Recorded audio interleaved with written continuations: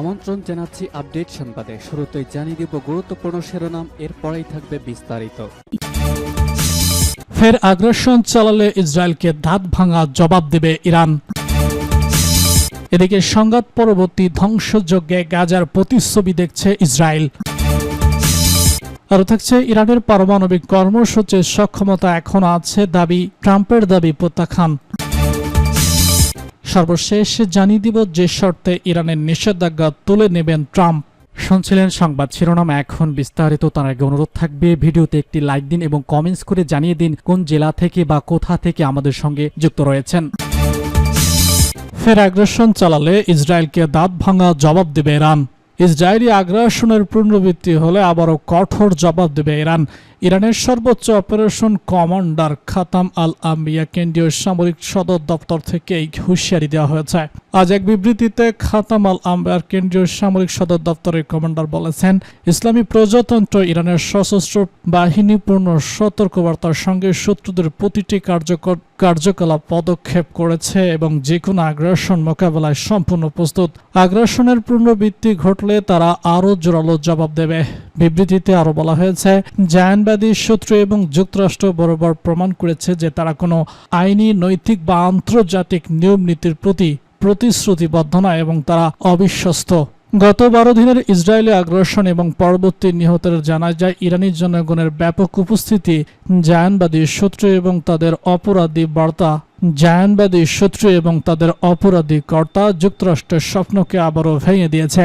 বিবৃতিতে এমনটা উল্লেখ করা হয়েছে। বিবৃতিতে বলা হয়েছে, ইরানের সশস্ত্র বাহিনী ইসলামী বিপ্লবের দক্ষিণ সাহসী এবং দূরদর্শী নেতা আয়াতুল্লাহ আল খামেনির নির্দেশে ইরানের আঞ্চলিক অখণ্ডতা এবং জনগণের সুরক্ষায় কোনো আগ্রাসনের মুখে এক মুহূর্তেও দ্বিধা করবে না।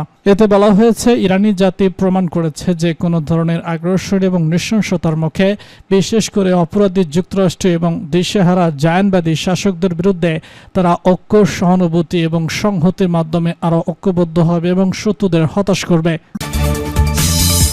সংঘাত পরবর্তী ধ্বংসযজ্ঞে গাজার প্রতিচ্ছবি দেখছে ইসরায়েল। ইরানের ক্ষেপণাস্ত্র হামলার পর ইসরায়েল বড় ধরনের মনস্তান্ত্রিক এবং কৌশলগত ধাক্কা খেয়েছে, তা এখন সরাসরি স্বীকার করেছে ইসরায়েলি গণমাধ্যম। তারা বলছে, অবৈধ সুরক্ষায় যে বিশ্বাস এতদিন ইসরায়েলি সমাজ ছিল সেটি এখন চিরতরে ভেঙে পড়েছে। হারেস কয়েকটি গণমাধ্যম বলছে, ইরানি ক্ষেপণাস্ত্রের ভয় এখন ইসরায়েলিদের প্রতিদিনের বাস্তবতা। তেল আবিবের বাসিন্দারা এখন নিজেদের শহরে যে ধ্বংস দেখছে সেটা গাজা তাদেরই করা ধ্বংসযজ্ঞের প্রতিশ্রুতি হিসেবে দেখছেন। হারেত লিখেছে, ইসরায়েল এই যুদ্ধের নিয়ন্ত্রণ হারিয়েছে। ইরানের পাল্টা হামলার ক্ষত দীর্ঘদিন ইসরায়েলিদের মনে থেকে যাবে। তেল আবিবের ধ্বংসস্তূপ এখন গাজার মতোই দেখতে। পত্রিকাটি আরও লিখেছে, এখন সময় এসেছে একটু সময় নিয়ে ভাবার। ইসরায়েলিরাও আজ যুদ্ধের মূল্য দিচ্ছে।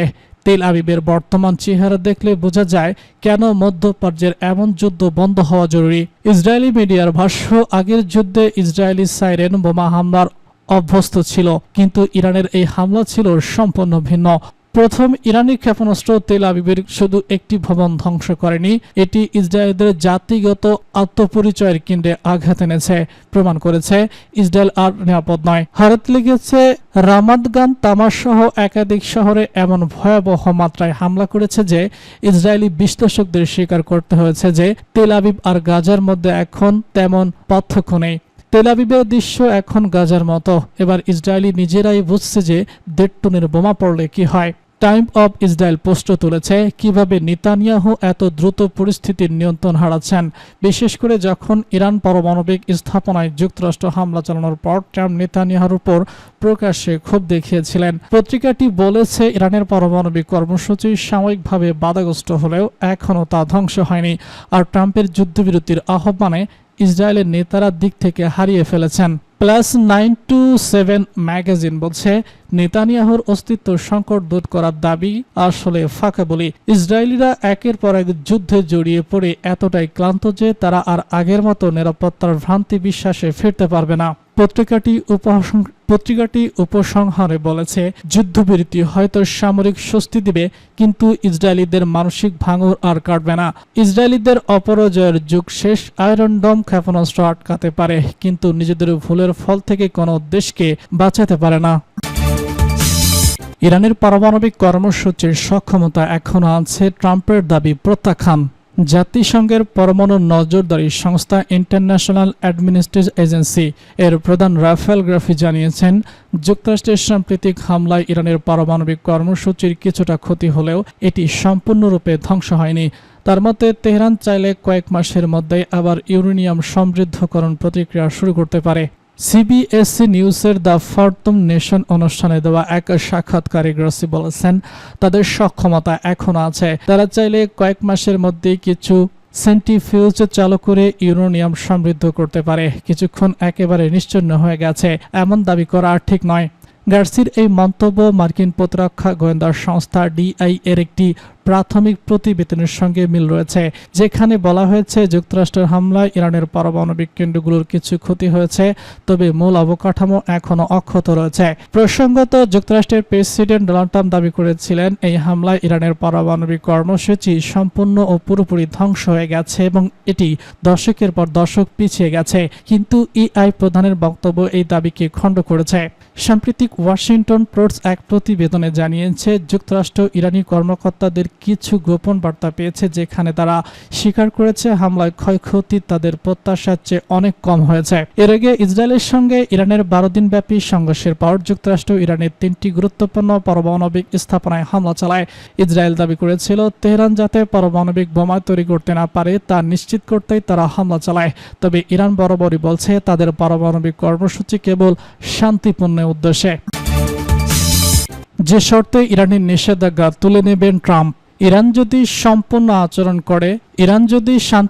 আচরণ করে এবং যুক্তরাষ্ট্রের সঙ্গে সহযোগিতা করে, তাহলেই তাদের উপর আরোপিত নিষেধাজ্ঞা তুলে নেওয়া হতে পারে, এমনটাই ঘোষণা করেছেন মার্কিন প্রেসিডেন্ট ডোনাল্ড ট্রাম্প। এক প্রতিবেদনে এসব তথ্য দিয়েছে তুরস্কের বার্তা সংস্থা অ্যানাদোলু। রোববার ফক্স নিউজ প্রচারিত এক সাক্ষাৎকারে ট্রাম্প বলেছেন, যদি তারা শান্তিপূর্ণভাবে থাকে, আমাদের সঙ্গে যুক্ত হয়, আর কোনো ক্ষতি না করে, তাহলে আমি নিষেধাজ্ঞা তুলে নিতে পারি। তিনি বলেছেন, লক্ষ্য অর্জনের কঠোর বা নেতিবাচক হওয়ার চেয়ে সদর এবং শান্তিপূর্ণ হওয়া বেশি কার্যকর। নিষেধাজ্ঞা প্রত্যাহার ইরানের জন্য অনেকটা বড় পরিবর্তন আনতে পারে। ট্রাম্প ফের দাবি করেছেন, যুক্তরাষ্ট্র হামলা চালানোর আগে ইরান তাদের সমৃদ্ধ ইউরেনিয়াম সরিয়ে নিতে পারেনি, কারণ এটি ভারী এবং বিপজ্জনক পদার্থ যা স্বল্প সময়ের মধ্যে সরানো সম্ভব নয়। তিনি বলেছেন, আমরা খুব একটা আগাম সতর্কবার্তা দেইনি, সুতরাং তারা কিছু সরিয়ে দিতে পারেনি। আসলে তারা ভাবতেও পারেনি আমরা এটা করে ফেলব। ট্রাম্প দাবি করেছেন, ইসরায়েল এবং যুক্তরাষ্ট্রের সাম্প্রতিক হামলায় ইরান ক্লান্ত হয়ে পড়েছে এবং বর্তমানে তাদের পক্ষে পরমাণু কার্যক্রম চালিয়ে যাওয়া সম্ভব নয়। তার ভাষায়, আগামী কিছু সময়ের জন্য তারা পরমাণু নিয়ে আর কিছু করবে না। তাদের অবস্থানটা এমন যে তারা আর পারছে না। এদিকে আব্রাহাম চুক্তিতে আবারও দেশ যোগ দেবে বলে আশা প্রকাশ করেছে ট্রাম্প। ট্রাম্প বলেছেন, ইসরায়েল এবং আরব দেশগুলোর মধ্যে স্বাভাবিক সম্পর্ক স্থাপনের লক্ষ্যে করা আব্রাহাম চুক্তিতে আবারও কিছু দেশ যোগ দেওয়ার ব্যাপারে আগ্রহ দেখিয়েছে, যদিও তিনি নির্দিষ্ট করে কোনো দেশের নাম বলেননি। মার্কিন রিপাবলিকান এই প্রেসিডেন্ট বলেছেন, আমাদের সঙ্গে কিছু গুরুত্বপূর্ণ দেশ রয়েছে ইতিমধ্যেই, এখন আমরা আরও কয়েকটি দেশ এতে যোগ করতে দেখব, কারণ ইরানই ছিল এই পুরো অঞ্চলের মূল সমস্যা।